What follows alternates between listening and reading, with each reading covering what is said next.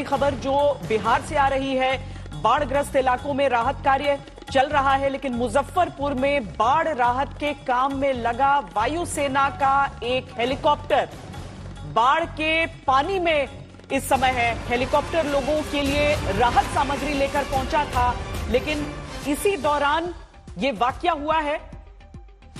क्या वजह रही इसकी ये अभी पता नहीं है, लेकिन अब उसे बाहर निकालने का काम, पानी से बाहर निकालने का काम चल रहा है और लोग हेलीकॉप्टर से खाने पीने का सामान निकाल रहे हैं। वायुसेना का यह हेलीकॉप्टर जो आप इस समय बाढ़ के पानी में देख सकते हैं। राहत बचाव कार्य में देश के अलग अलग सैन्य बल लगते हैं, जिसमें वायुसेना की भूमिका बड़ी होती है। चाहे लोगों को बाढ़ में फंसे जो लोग हैं उन्हें निकालने का काम हो या फिर राहत सामग्री के वितरण का काम हो, लेकिन यहां पर आप बाढ़ के पानी में वायुसेना का यह हेलीकॉप्टर देख सकते हैं। उसमें जो राहत सामग्री है उसे बाहर निकाला जा रहा है। जो लोग नाव पर सवार हैं उन्हें देखिए, और साथ में उस विमान को भी, उस हेलीकॉप्टर को भी पानी से निकालने का काम, निकालने की कोशिशें चल रही हैं। क्या कारण रहा है, कैसे हुआ है ये? कोई कमियान के पूरा सब है, पूरा सब है, ये बातें जान के पहले निकाल कर रख दे जी खाना है। कोई कमियान नहीं होती, देख लियो कुछो है दौरा में चले तो कुछो कमियान नहीं। ये आदमी बच गए सामान के छोड़ दे। लोग वहां चर्चा कर रहे हैं कि खाने की जो सामग्री है, जो राहत का की सामग्री है, उसे निकाला जाए वहां से। और मुमकिन है जो लोगों की बातचीत सुनकर जो कहा जा सकता है वो ये कि किसी तरह की कोई जान की क्षति वहां पर नहीं है, लेकिन उसे बाढ़ के पानी से हेलीकॉप्टर को निकालना भी अभी एक बहुत बड़ी चुनौती है। यहां पर पहले ही लोग मुश्किलों में फंसे हुए।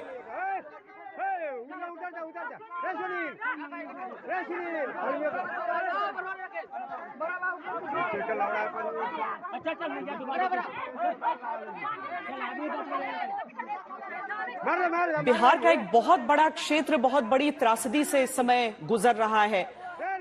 लगभग 16 लाख लोग इस बाढ़ से प्रभावित हुए हैं।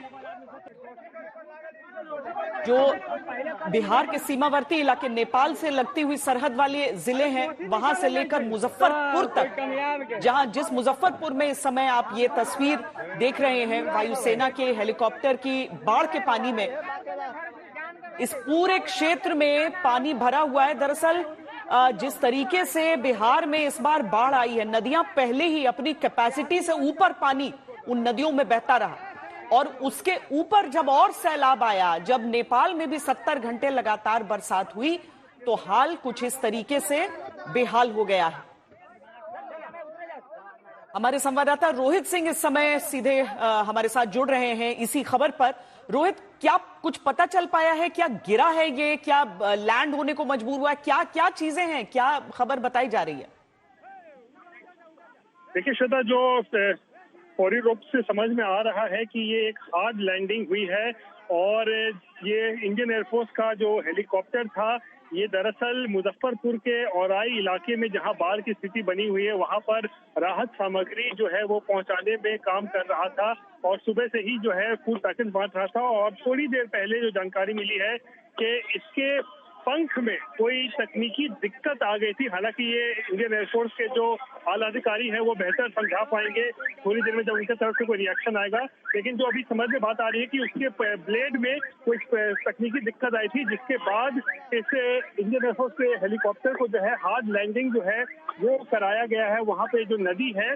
और दरअसल इसी तरीके उस नदी में जो है हार्ड लैंडिंग कराया गया है। उसके बाद वहां पे गांव के तमाम लोग जो है वो वहां पर जो पहुंच गए थे, और उस हेलीकॉप्टर के अंदर जो 3 अधिकारी दिख रहे हैं वीडियो में भी, वो 3 अधिकारियों को गांव वालों ने जंगल से जो है वो निकाला है, और उसके बाद उन्हें नाव में बैठाकर जो है सुरक्षित स्थान पर उन्हें पहुंचाया गया है। तो कहीं ना कहीं कह सकते हैं एक बड़ी घटना जो है वो होने से बच गई है। कुछ भी हो सकता था, लेकिन फिलहाल जो स्थिति है वो ये है कि इंडियन एयरफोर्स का ये चॉपर जो राहत सामग्री पहुंचा रहा था मुजफ्फरपुर के इलाके में, उसमें कोई तकनीकी दिक्कत आई, उसके बाद ही वहां पे जो नदी है बागमती नदी में उसका हार्ड लैंडिंग कराई गई है। और उसके बाद हमने पिक्चर जो वीडियो सामने आया है उसमें हम देख सकते हैं कि हेलीकॉप्टर जो आधा पानी में डूबा हुआ है, हेलीकॉप्टर के अंदर पूरा जो है नदी का पानी घुस गया है और लोग जो है राहत सामग्री वहां से लेने के लिए, उसके लिए भी जो है हेलीकॉप्टर के कोई ऊपर चढ़ा हुआ है, कोई हेलीकॉप्टर को घेर के खड़ा हुआ है। तो एक बड़ी घटना होने से तो जरूर बच गई है, लेकिन खबर यह है कि इंडियन एयरफोर्स का जो ये चॉपर है उसकी जो हार्ड लैंडिंग हुई है मुजफ्फरपुर में, जब वो राहत सामग्री पहुंचा रहा था उसी दौरान, और कोई तकनीकी दिक्कत आई है, इसके कारण से ये हार्ड लैंडिंग करनी पड़ी है। रोहित, क्या जो प्रशासनिक अधिकारी हैं कुछ वहां के, वो वहां पर पहुंच रहे हैं? क्योंकि एयरफोर्स की सभी इक्विपमेंट को, हर एक विमान को बहुत ही ज्यादा ज्वलनशील माना जाता है। अब अगर वो हार्ड लैंडिंग करने पर मजबूर हुआ है किसी तकनीकी दिक्कत की वजह से, अगर ये आधिकारिक तौर पर भी एयरफोर्स की तरफ से कहा जाता है, लेकिन अभी जो शुरुआती जानकारी है उसके अनुसार अगर हार्ड लैंडिंग को वो मजबूर हुआ है तो किसी भी तरह की दिक्कत हो सकती है, और चाहे वो पानी में हो अभी भी वहां पर सुरक्षित नहीं है। तो क्या कुछ अधिकारी वहां पहुंच रहे हैं? क्योंकि इसे लोग तो खींच कर नहीं निकाल पाएंगे, बहुत भारी भरकम होते हैं ये हेलीकॉप्टर्स।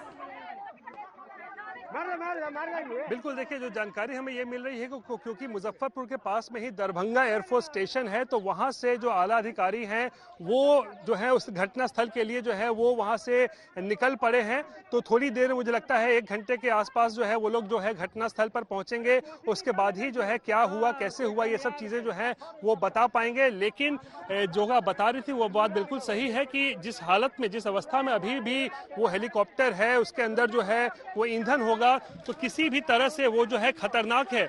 और उस स्थिति में भी हम देख रहे हैं कि गांव वालों ने उस हेलीकॉप्टर को घेरा हुआ है, कुछ लोग हेलीकॉप्टर के पंख पे जो है वो चढ़े हुए हैं, जो पिछला हिस्सा होता है, टेल जिसे कहा जाता है, उस पर जो है वो कुछ लोग चढ़े हुए हैं। कुछ लोग जो है हेलीकॉप्टर के अंदर जो पानी भर गया है उसमें से राहत सामग्री खींचने की जो है वो कोशिश कर रहे हैं। तो ये बेहद खतरनाक स्थिति है और पुलिस और प्रशासन के लोग जो है वो मौका घटना स्थल पर जो है वो पहुंचने वाले हैं। लेकिन जैसा कि हम श्वेता बता रहे थे कि बड़ी घटना तो होने से बच गई है, लेकिन ये भी कोई छोटी घटना नहीं कहा जाएगा। जब एक इंडियन एयरफोर्स का ये जो चॉपर था जो कि राहत सामग्री पहुंचा रहा था, उसकी हार्ड लैंडिंग होती है और वीडियो जो सामने आया है उसमें दिख रहा है किस तरीके से धीरे धीरे तकनीकी दिक्कत आने के बाद वो हेलीकॉप्टर जो है वो नीचे उतरता हुआ सही बात है, जान का नुकसान नहीं है, ये इकलौती राहत की बात है, वरना ये बड़ी क्षति है। और हम इंतजार करेंगे कि इसके बारे में और जानकारी मिले और हम आपके साथ साझा उसे करते हैं। फिलहाल रोहित, इस बातचीत के लिए बहुत शुक्रिया।